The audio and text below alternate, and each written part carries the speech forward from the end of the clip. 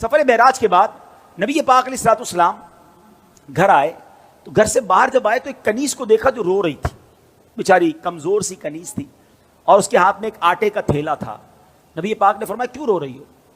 کہتی حضور میں فلاں غیر مسلم کی کنیز ہوں، میرے مالک نے مجھے چکی میں آٹا پسوانے کے لیے بھیجا، میں بیمار ہوں، چل بھی نہیں پاتی ہوں، اب مجھے دیر ہو گئی ہے، مجھے ڈر ہے کہ اب میں یہ آٹا لے کر لیٹ پہنچوں گی نا تو مجھے بہت ڈانٹے گا، مجھے سزا دے گا۔ بیچاری چل بھی نہیں پا رہی تھی۔ اللہ کے حبیب، رب کے حبیب ابھی ابھی معراج سے آئے ہیں، اتنا بڑا شرف پا کر آئے ہیں، مگر نبی پاک نے فرمایا اچھا چلو میں تمہارے ساتھ چلتا ہوں، تمہارے مالک کے پاس تمہاری سفارش کر دوں۔ نبی پاک نے اس کنیز کا آٹے کا تھیلا اٹھا لیا، تھوڑی سی دیر رکتا ہوں، مجھے اور آپ کو کوئی بڑا مقام مل جائے تو اب غریب تو گئے نا، ان سے ملنے کی کیا ضرورت ہے بھائی، میرے تو تعلقات کدھر ہیں، میں تو فلاں پروگرام میں جاتا ہوں، مجھے تو ادھر بٹھایا جاتا ہے، میرا تعلق بڑے لوگوں سے، اب پرانے دوست غریب رشتہ دار ان کا کیا کرنا ہے؟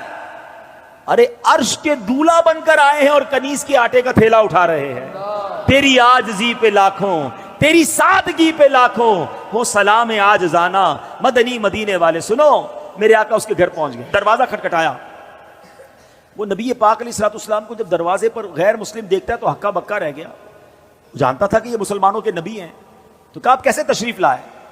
تو فرمایا کہ یہ تمہاری کنیز ہے، پریشان تھی، ڈر رہی تھی تمہارے پاس آنے کے لیے، اس کو معاف کر دو۔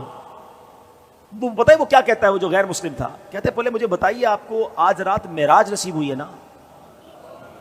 غیر مسلم کہتا ہے اے محمد صلی اللہ تعالی علیہ وسلم آج رات آپ کو معراج نصیب ہوئی ہے؟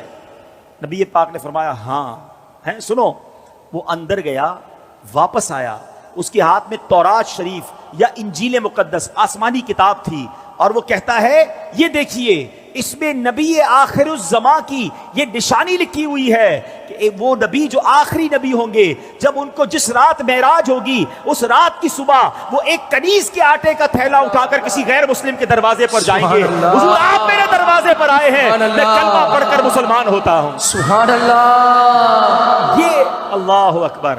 اب یہ میرے آقا کی شان ہے کہ نبی پاک کی اس معراج کا ذکر اور معراج کے بعد اس عاجزی کا ذکر بھی آسمانی کتابوں میں موجود ہے۔ ارے جن کے نصیب میں ماننا ہوتا ہے، جن کے مقدر میں ایمان لانا ہوتا ہے، جن کے مقدر میں عشق رسول ہوتا ہے، ان کو یہ سعادت ملتی ہے۔ بڑی پیاری بات شاعر کہتے ہیں، عقل والوں کے نصیبوں میں کہاں ذوق جنون۔ ہاں، ہر بات عقل سے نہیں تولی جاتی، ہر بات لاجک سے نہیں دیکھی جاتی۔